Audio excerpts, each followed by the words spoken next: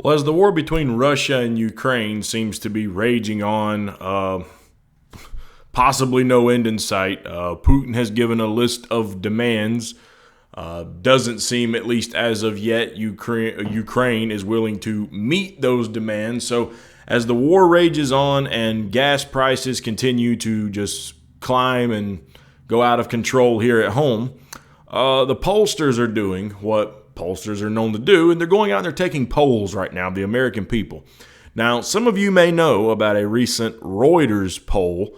A few channels have been talking about it, and it's pretty alarming data, to be honest with you. If you're not aware of it, Reuters recently conducted a poll where they claim, at least, that 74% of Americans say that they support a no-fly zone in Ukraine.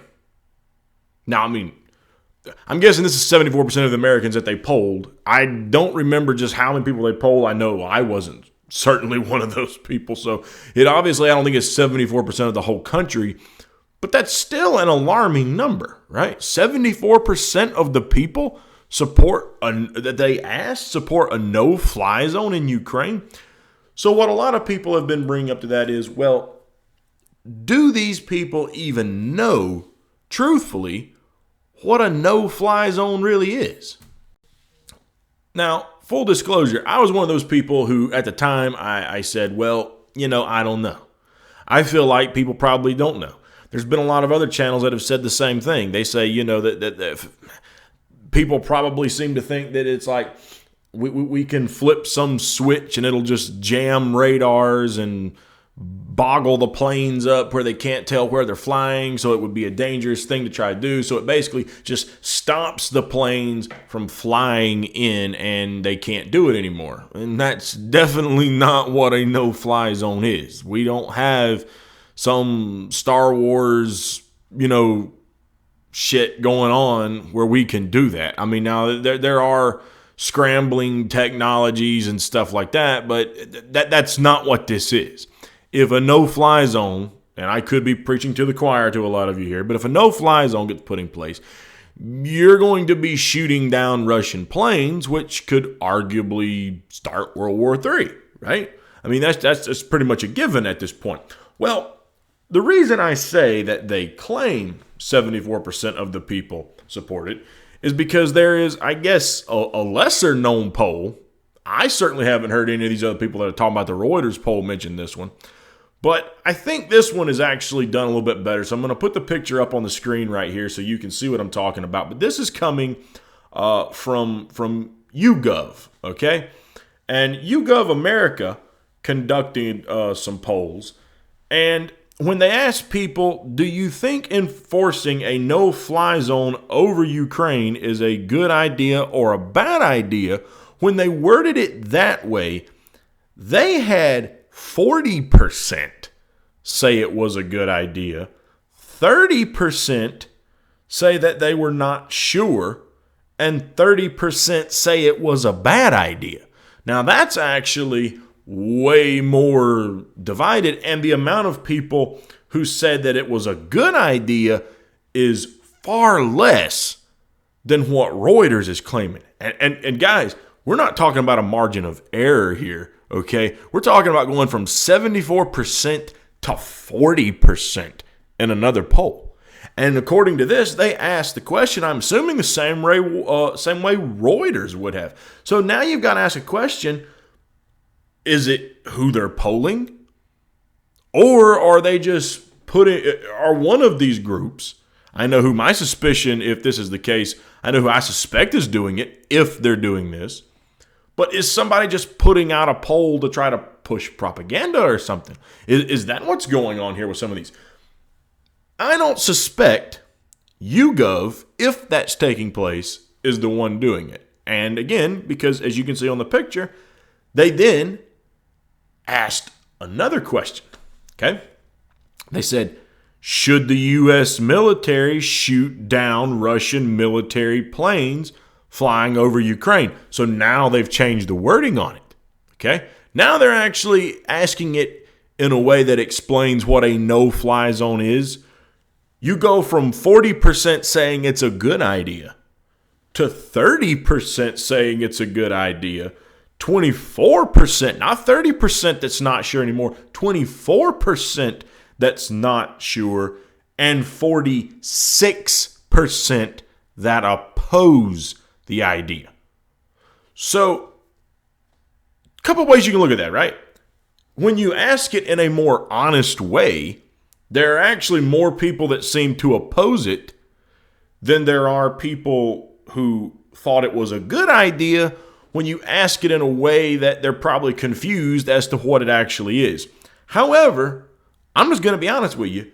30% of the people being asked that question, knowing good and well what it is at that point, because they're literally saying you're going to shoot down Russian military planes, and 30% still think that's a good idea. That is still alarming in my opinion, because that is definitely going to start World War III, and 30% seem to think that that's okay. That's scary. That's scary to me. I'm just going to be honest with you. But then you read a little further, and now's where you get mind fucked, right? These findings suggest that some Americans may not be aware of what enforcement of a no-fly zone would involve. Obviously, we kind of drew that, right? But here's where it gets dicey. Nearly 3 in 10 of those who say that enforcing a no-fly zone is a good idea also say they oppose the U.S. shooting down Russian military planes flying over Ukraine. But 13% of those who call for enforcing a no-fly zone a bad idea support the U.S. shooting down Russian planes. Now, reading that, my poor old redneck brain over here just goes, poof. Now I'm dumbfounded. How in the hell could you say a no-fly zone is a bad idea, but then say it's a good thing to shoot the Russian planes down? I don't fucking get it. If somebody's got an answer for that one, I would love to hear how that makes a bit of sense. But these numbers are still alarming. And to me, it says a couple of things. One, how bad is our corporate mainstream media news that people are not getting more informed on this? Now, and keep in mind, like, it's the people actually in charge at this point who arguably are incompetent on so many different levels. But even they're like, no, we can't do this no-fly zone. But then the news doesn't explain to the American people what a no-fly zone really is, so they don't really know. And then they get asked these questions and they support it. And if politicians were listening to the people like they ideally should be, in this case, listening to the people would be starting World War III, because the people, in some cases, are very ill-informed of what's actually being asked of them, which is terrible.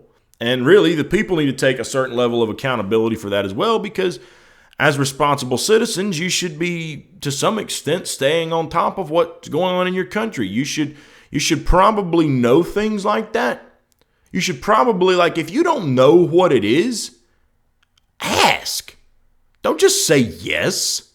Be like, yeah, I don't. Look, social media, TV, everything, it has distracted a lot of people. People don't keep track of this stuff like they used to once upon a time, right? A lot of people in my family don't like to talk about politics and stuff. They don't like to hear about it. Now, I have my disagreements that that's a good thing. I don't really support that idea. But it's really neither here nor there, okay? Because if you don't know, then just say either you're not sure, or say, could you explain to me exactly what that entails? There's no shame in that. The average American citizen is not a military strategist. They're not a 4-star general. So there's no shame in possibly not knowing. Why don't you find out before you pop your mouth off and make a comment like that? But for those that even get blatantly asked, do you support shooting down Russian planes? 30% of those people at the YouGov poll still supported that notion. So, yeah, 30%. Yeah, sure. Let's start World War III. What's the problem? Let's start war with Russia. No big deal. All they own is some nuclear weapons. You know, things that could just wipe out the planet. No big deal. Yeah, sure. Let's do that. That's scary. That's scary. And when you have indie media, like myself or many others who try to make these points, we get censored, we get throttled down, we get stifled and shut up by the establishment, by big tech, by mainstream media, and we don't reach the audiences that they do. Therefore, it makes it hard for us to get the message out there to try and sway that opinion. Okay? Kind of hard to do, right? So, but let me know what you guys think. I'm pretty sure I know how my audience feels about this subject. What do you think about a no-fly zone over Ukraine? How do you feel about the idea? You think it's a good idea? Do you think there's something screwy going on with these polls and the way they're asking them to the American people? And do you think that the pollsters and the news should really be doing a better job at explaining what this is or explaining what they're asking to these people before they throw polls out there like this? Let me know what you guys think. If you like this video, make sure you give it a thumbs up. Drop the comments in the comment box down below. If you just found the channel, you like it, make sure you hit that subscribe button to help us out and ring the bell so you'll get notified of new videos. Hope you're all doing well. We'll see you next time. Take care, everyone.